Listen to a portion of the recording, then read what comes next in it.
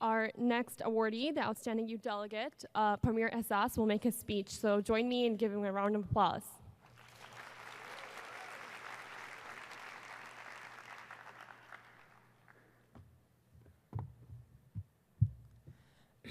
My dear fellow delegates, I was born 24th of July, 1994 in Kabul.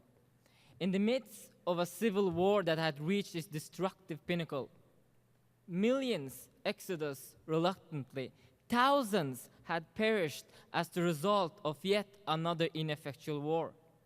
The children born here on this exact day were invisible to the international community. Had history played its cruel fate, I too would have been invisible to you.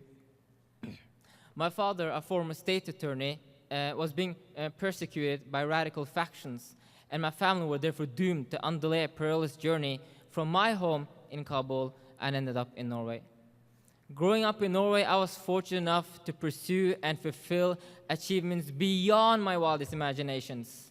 Study law at the University of Oslo, represent Afghanistan and Norway at the United Nations, receive a prize by the Royal Crown Prince of Norway, study political economy at the University of Oxford, and more importantly, the opportunity to stand in front of you today.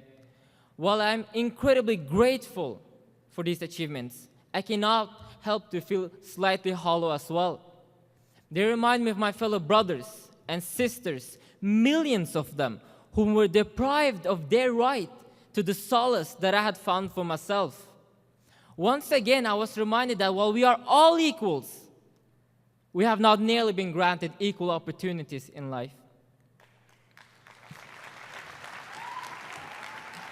Thank you. Thank you. In the summer of 2015, I had the great privilege of being in a panel discussion with the former Secretary General Ban Ki-moon. In this very building, the panel of the high-level UN decision-maker told us that the challenges of our time needs to be solved by none other than us, the youth. And in the words of Ban Ki-moon, we are not the leaders of tomorrow, but we are the leaders of today. I came home that summer knowing that the future of Afghan children depends on the actions that we take today. As the CEO and founder of Brighter Tomorrow, I therefore initiated a campaign, Studentaksjonen. The student campaign was our name. Helping our fellow brothers and sisters in Afghanistan was our mission. 2 annual fundraisers later, we have now mobilized 1,500 students across 7 different cities in Norway, raising a total of $132,000, engaging our heads of state as well as the opposition. But more importantly, thanks to these efforts, we have now ensured the right to education of 1,170 youth and children in Afghanistan today.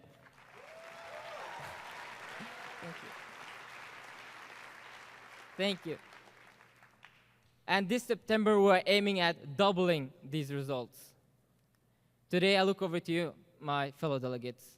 While being fully aware of every child deprived of their right of education in Afghanistan or in Nigeria, or in every child flying the missiles of Syria and Gaza.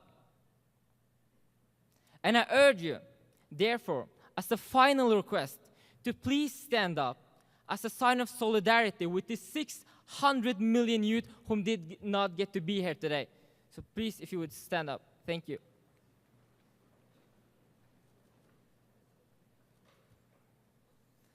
We are not standing here only as a symbolic gesture, but also to make us a promise that we are obliged to make as young people, that our efforts has to go beyond our predecessors and strive towards ensuring the right of every child and every youth. If we are to succeed with the Sustainable Development Goals in its regard of ensuring our certain unalienable rights, such as right to education, equality, right to pursue happiness, we as youth need to initiate the changes ourselves. Do not ever let anyone deprive you of this ambition. After all, the future belongs to us. Thank you.